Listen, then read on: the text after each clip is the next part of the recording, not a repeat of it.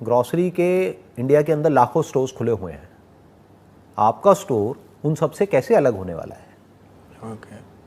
That needs to be thought about. क्या कुछ अलग है या आप भी वही कर रहे हो जो सब कर रहे हैं? अगर वही कर रहे हो जो सब कर रहे हैं तो कंपटीशन दबा के होने वाला है। और आजकल तो कंपटीशन सिर्फ ऑफलाइन से नहीं है, ऑनलाइन से भी है। आप भी जब कुछ खरीदने जाते हो तो आप ये भी देखते हो कि ऑनलाइन कितने का है, क्या डील मिल रही है, ऑफलाइन कितने का है। तो you need to think about कि भाई मैं क्या अलग करने वाला हूँ। अब वो दिमाग कैसे खुलता है लोगों का?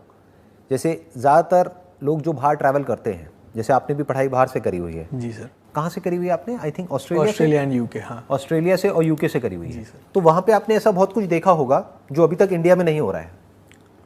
जैसे इंडिया में जो कॉन्सेप्ट शुरू हुआ है ना 24/7 का, हाँ, कि बहुत सारे ऐसे ग्रॉसरी स्टोर्स खुल गए हैं जो 24 घंटे खुले रहते हैं, या सुबह मान लो 7 बजे से रात को 11 बजे तक खुले रहते हैं। तो ये कॉन्सेप्ट कहाँ से आया, ये आइडिया कहाँ से आया लोगों के माइंड में? कहीं ना कहीं बाहर कोई गया होगा, उसने देखा कि अच्छा वहाँ हो रहा है तो इंडिया में क्यों नहीं हो सकता।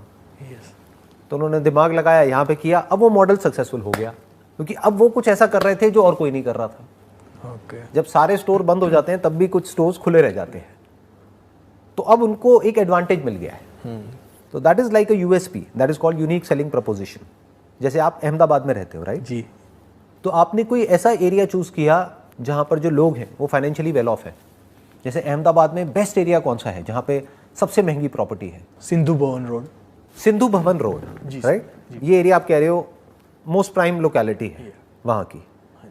तो उसके आसपास में देखो जो ग्रॉसरी स्टोर्स खुले हुए हैं वो क्या कर रहे हैं, किस तरह से कर रहे हैं। तो हो सकता है वहां पे आपको एक बहुत बड़ा गैप नजर आएगा कि वो लोकेलिटी तो ऐसी है जहां पर एक से बढ़कर एक घर है, हर घर में एक से बढ़कर एक गाड़ियां हैं। जी, मैं ठीक कह रहा हूं ना? जी, एब्सोल्युटली। यानी कि पॉश लोकेलिटी है, लेकिन हो सकता है उसके आसपास में एक भी ऐसा स्टोर ना हो, ग्रॉसरी स्टोर, जो कि सिर्फ हाई एंड आइटम्स रखता हो, जो उन लोगों के लिए हो जो बहुत ही हेल्थ कॉन्शियस है। यानी वो चीज जो एक नॉर्मल ग्रॉसरी शॉप में मिलेगी 100 रुपए की, वही चीज किसी दूसरे ब्रांड की वहां पे मिलेगी 500 रुपए की। फॉर एग्जाम्पल मानू का हनी, आपने सुना है इसके बारे में? नहीं सर। न्यूजीलैंड में काफी पॉपुलर है। वो हनी छोटी सी डब्बी होती है, वो 2-3 हज़ार रुपए से शुरू होती है और 10,000 रुपए तक जाती है हनी, जो वैसे कितने का मिलता है? 100-200 रुपए का। तो वो कौन खरीदेगा? वो आप किसी ऐसी लोकेलिटी में चले गए जहां पर के पेइंग कैपेसिटी नहीं है लोगों की, तो गालियां निकालेंगे। वो कहेंगे क्या पागल बनाने के लिए दुकान खोल ली है। बट देयर आर लोकेलिटीज जहां पर वो कहेंगे आपके पास बेस्ट क्या है वो दिखाओ मुझे तुम।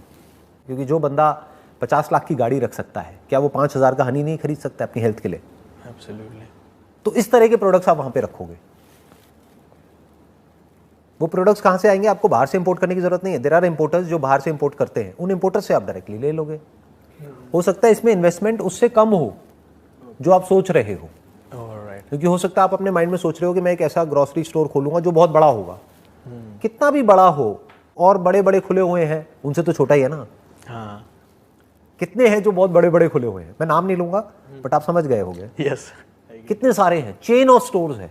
यस जी, जो 10,000 स्क्वायर फीट के हैं, 20,000 स्क्वायर फीट के, 50,000 स्क्वायर फीट के। इतना बड़ा तो आप खोलोगे नहीं, तो कितना भी बड़ा खोल लो उनसे तो छोटे ही रहोगे। हाँ, तो मैं क्या कह रहा हूं, चाहे छोटा सा खोलो, ओके, एक ऐसी शॉप ऐसी जगह पर जहां पर उससे मिलती जुलती और कोई शॉप नहीं है, और प्लस आप उनके घर पे डिलीवर करो।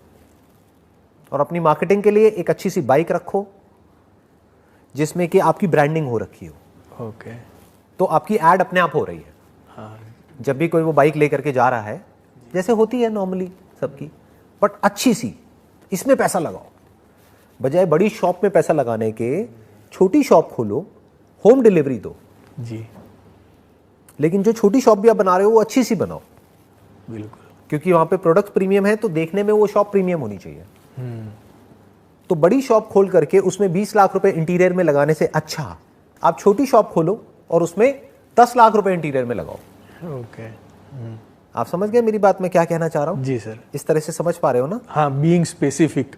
हाँ, you must be very specific कि exactly what is it that you are going to do, किस गैप को आप फिल करने वाले हो। That must be very clear in your mind. तो अगर इस तरह से आप करते हो तो आपके सक्सेसफुल होने के चांसेस बहुत ज्यादा है, उसमें फेल होने के चांसेस बहुत कम है, क्योंकि एक नीड है जो और कोई देख नहीं पा रहा है और कोई फुलफिल नहीं कर पा रहा है, उसको आप फुलफिल कर जाओ तो काम हो जाता है। फॉर एग्जाम्पल मानुका हनी की अभी हम बात कर रहे थे। हाँ जी। अगर आप डायरेक्टली बाहर से मंगाते हो और आप ऑनलाइन सेल करते हो, अब वहाँ पे क्या होगा, आप देखोगे ऑनलाइन कितने कितने लोग हैं, कितने कितने ब्रांड्स के और कितने कितने में बेच रहे हैं। अब आप क्या करोगे, ईमेल्स डालोगे किसको, न्यूजीलैंड में जो कंपनीज़ हैं जो इस तरह का हनी बनाती हैं, तो आप देखोगे इंडिया में इन 3 कंपनीज़ के तो हनी हैं, बट बाकी के 10 ब्रांड्स हैं वहाँ पर जिनका कोई हनी नहीं है। आप उन 10 ब्रांड्स को अप्रोच करोगे, क्योंकि इन 3 ही का अगर आपने निकाल दिया तो अव्वल तो there is a strong possibility कि जो ये 3 ब्रांड्स आपको दिख रहे होंगे अमेजोन पे, फ्लिपकार्ट पे, इनका कोई ना कोई एक्सक्लूसिव एग्रीमेंट होगा इन कंपनीज के साथ में। यस। तो वो कंपनीज आपको एंटरटेन ही नहीं करेगी। नहीं, या तो हो सकता है कोई चौथी, पांचवी या छठी, सातवीं कोई कंपनी हो क्या सकता है, होंगी जी। बाकी की जो नीचे की 10 कंपनियां हैं वो वेट कर रही होंगी कि वो किसी तरह से अपने प्रोडक्ट को इंडिया में मार्केट कर सके, बट कोई इंडिया से उनको अप्रोच ही नहीं कर रहा है। सब उसी टॉप 3 में फोकस्ड है। और इंडिया के लिए क्या टॉप 3 और क्या टॉप 10? अगर मैं कोई XYZ ब्रांड का नाम आपको बताता हूं वहां का, आपको कैसे पता कि वो ब्रांड वहां का नंबर 1 है, नंबर 2 है, नंबर 10 है? हाँ, जो पिक्चर हम समझे मेरी बताएंगे वही दिखेगी। How do people know in India कि which is the best brand of New Zealand? तो अगर आप नंबर 10 वाले ब्रांड को भी अप्रोच करते हो जिसकी क्वालिटी अच्छी है लेकिन ब्रांड नेम इतना स्ट्रांग नहीं है, तो हो सकता है वो आपको और सस्ते में दे दे, जिसको और लोग जो ऑनलाइन बेच रहे हैं मान लो 4,000 रुपए का, उसको आप 2,000 में बेच दो। इसको बोलते हैं मार्केट डिसरप्शन, कि आपने पूरी की पूरी मार्केट को डिसरप्ट कर दिया।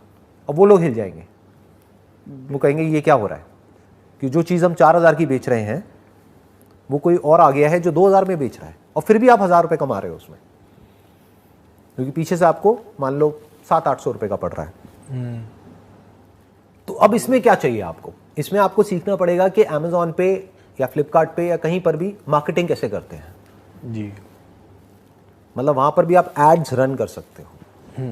समबडी सर्चिंग फॉर हनी और मे बी ऑर्गेनिक हनी या मानुका हनी, तो आपकी ऐड आएगी।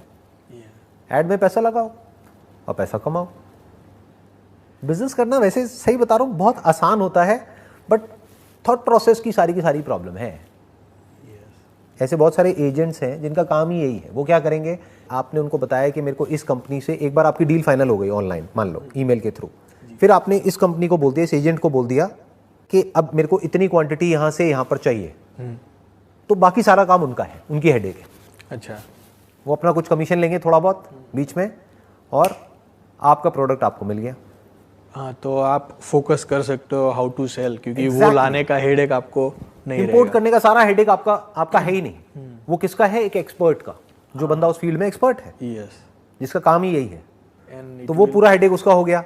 बनाने का हेडेक उस कंपनी का हो गया। आपका हेडेक क्या है? आपके घर में प्रोडक्ट आ गए, छोटे छोटे से डब्बे हैं। मान लो शुरू में आपने ज़्यादा नहीं 20 ही मंगाए और 1,000 रुपये का एक पड़ा, तो कितने का हो गया? 20,000 रुपये की इन्वेस्टमेंट हो गई। अब आपकी सेलिंग स्किल्स और मार्केटिंग स्किल्स यहाँ पर काम आएगी। अगर आप 20 बेच सकते हो तो आप 200 भी बेच सकते हो, 200 बेच सकते हो तो 2,000 भी बेच सकते हो, और एक प्रोडक्ट बेच सकते हो तो दूसरा भी बेच सकते हो। तो कितने ऑप्शंस खुल गए, वायबिलिटी बहुत ज्यादा हो गई, बहुत ज्यादा हो एक्सपोजर भी एकदम। और ये सब जो मैं बातें कर रहा हूँ ना, ये कोई थ्योरेटिकल बातें नहीं है, लोग ऐसा कर रहे हैं इंडिया में। बस ये है कि इस सब के बारे में किसी को पता नहीं है। तो ये मैं जो सीक्रेट्स हैं अंदर के, वो सब ओपन कर रहा हूँ। जी, thank you sir. Most welcome जी। और सर, ज़्यादातर बिजनेसेस में ऐसा होता है कि when you have just started off, तो कोई एक क्लाइंट होता है जो 60-70% ऑर्डर देता है। ऑल ऑफ द सडन, जैसे आपने बोला कि अभी हम शुरू कर रहे हैं, we are new and some of established player are already there, तो वो उनको बेटर ऑफर दे के अगर वो कस्टमर को अपने पास ले लेंगे तो हमारा नया सेटअप है वो कोलैप्स हो जाएगा। जैसे आपने बोला कि मार्केट डिसरप्शन आप कर सकते हो ये स्ट्रेटजी से, तो उस चैलेंज को कैसे ओवरकम किया जाए? जो अभी आपने एग्जांपल दिया कि फॉर एग्जांपल आपने कोई नया बिजनेस शुरू किया और कोई क्लाइंट है, वो आपके बिजनेस का मान लो 50% रेवेन्यू जनरेट कर रहा है, और वहाँ पर एक एग्जांपल ले लेते हैं कि उसने पेमेंट देने से ही मना कर दिया। बड़ा कॉमन है। हाँ, बिग उसने प्लेयर्स पहले बोला कि मैं 30 दिन में पैसा दे दूंगा, उसके बाद 60 दिन हो गए, 90 दिन हो गए, 6 महीने हो गए, वो पैसे ही नहीं दे रहा है। क्या कर लोगे? कोर्ट में जाओगे तो 20-30 साल गए आपके। वो तो अब क्या करोगे?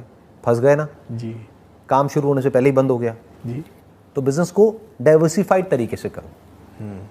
शुरू में बड़ी मछली को पकड़ने की बजाय छोटी छोटी बहुत सारी मछलियों को पकड़ो। कि बड़ी मछली को पकड़ने के लिए बड़ा और स्ट्रांग नेट भी तो होना चाहिए ना। अपने छोटे से नेट से आप बड़ी मछली को पकड़ने जाओगे तो नेट ही फट जाएगा जी। तो उस छोटे से नेट से छोटी छोटी बहुत सारी मछलियों को पकड़ लो। यानी कोई भी एक भी ऐसा क्लाइंट आपका नहीं होना चाहिए जहां से कि आपकी रेवेन्यू का मान लो 10% से ज़्यादा वहां से आ रहा है। तो कोई डर नहीं है। डूबा भी तो कितना डूबा, 10% डूब गया, कोई बात नहीं, क्या हो गया, बाकी का 90% तो चल रहा है ना, मैनेज हो जाएगा। तो ऐसे काम करो ही मत। ओके, इनिशियल डेज में, इनिशियल में मत करो। जब आपके पास फंड्स हो, मान लो बिजनेस करते करते आपको 1-2 साल हो गए हैं, आप बड़ों को अप्रोच करो ना, और ये सोच करके करो कि अगर मेरा पैसा डूब भी गया तो मुझे फर्क नहीं पड़ता, उतने का ही मैं रिस्क लूंगा। जिसने भी बिजनेस करा होगा वो समझता होगा इस रियलिटी को कि बहुत सारे लोग ऐसे हैं जो प्रॉपर एथिकल वे में बिजनेस को नहीं करते हैं इंडिया में, क्योंकि लोगों के अंदर अभी भी लॉ एंड ऑर्डर का कोई डर नहीं है। नहीं है, बिल्कुल जी। तो वो क्या करेंगे, वो आपको अटकाने की कोशिश करेंगे। ओके, इसको टिपिकल यहाँ पे लैंग्वेज में बोला जाता है, बिजनेस की लैंग्वेज में इंडिया में, नीचे लगाना सामने वाले को। हाँ, मतलब आपको कहेंगे पेमेंट आपकी कहाँ जा रही है, 30 दिन में हम दे देंगे ना। जैसे आप पेमेंट मांगने जाओगे वो कहेंगे और माल दे दो। हाँ, आप समझ गए, पेमेंट तो दी नहीं, माल और दे दो।